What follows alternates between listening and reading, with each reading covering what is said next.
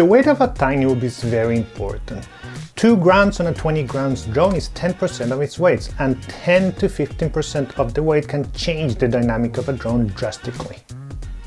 That's the main reason why you see people flying and building tiny whoops looking for the absolute minimum weight possible.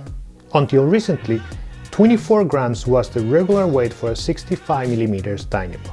But then the Mobula 6 2024 was released with something around 18 grams. Then came Beta FPV to challenge that weight with the Air 65 and its 17 grams. But right now, the one winning that battle is actually the NewBeeDrone Hummingbird RS at 16.5 grams. This drone has achieved a super low weight, but with some trade-offs. The main characteristic of the Hummingbird RS is that it was designed for racing, and there's no better proof of that than the VTX being limited to just 25 milliwatts. The motors are 3000 kV and the default angle of the camera is very aggressive. Since I'm not into racing, I really wanted to give the opportunity to someone that could push this drone to the limits in the desired environment, racing. So I decided to reach out to my friend Tommy, who started to fly tiny whoops into a racing environment recently, and see what he has to say about it.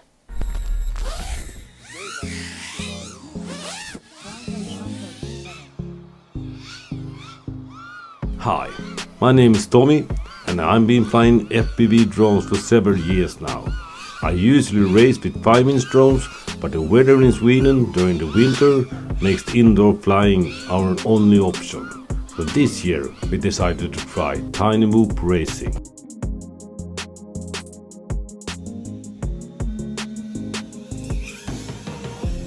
As a racing pilot, I'm always driven to get faster and closer to the pros.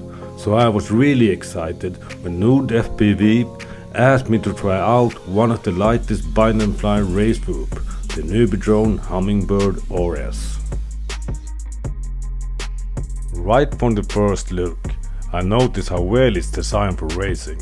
It's light and the frame is very thin, but it feels durable.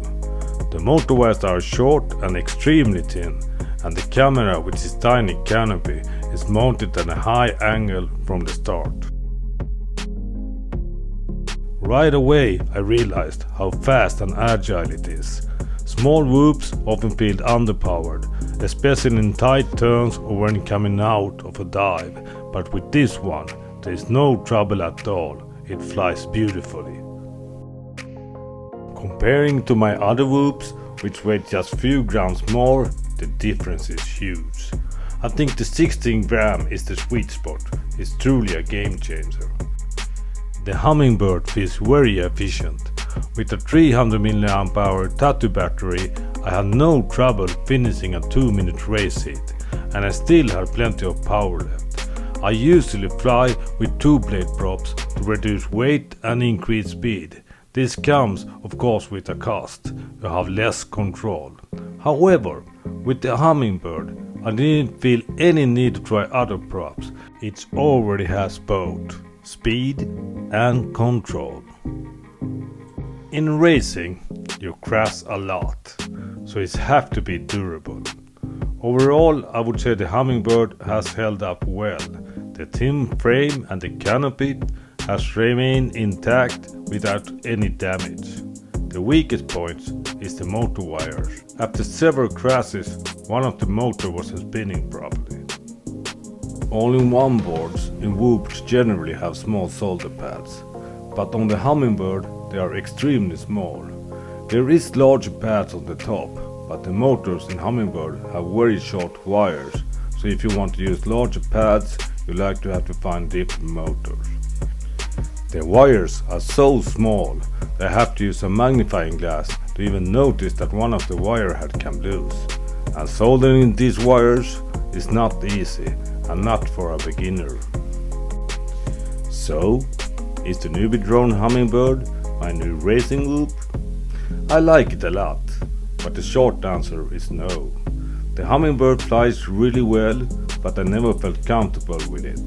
In racing, it's not the fastest drones that wins, is the one that flies the best lines. I tested the Hummingbird a lot. I tried different camera angles, but every time when I went back to my other whoops, I got better lap times. And the biggest reason for this, I think, is the bad camera image. Or maybe I'm just spoiled, because nowadays I mostly fly digital video systems. But even when we compare it with other analog cameras, we all came to the same conclusion. It's difficult to see in certain environments, and therefore you'll not fly as comfortably. At the same time, with a digital system, it's hard to get a 16-gram whoop.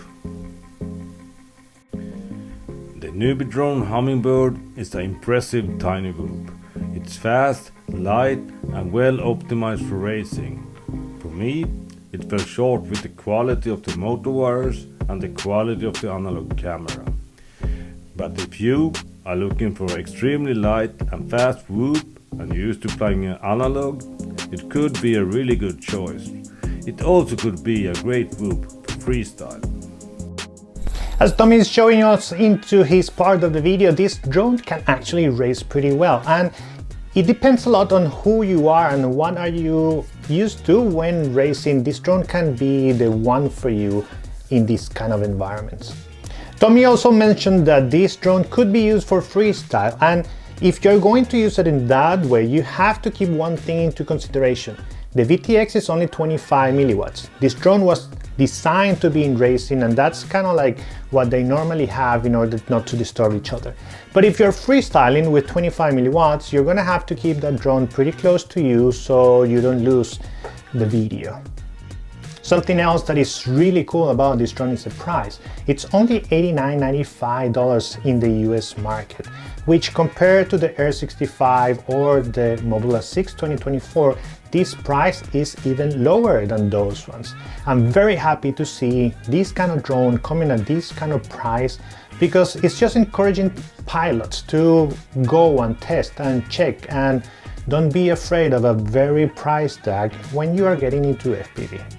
I don't consider this drone anything for beginners. I think this is something that is very specific for people that is into racing or that they know what they're doing because of those 30,000 kV motors. They are very powerful, but they are not for everyone. I hope you enjoyed this video that Tommy and I did. Thank you for watching and see you soon.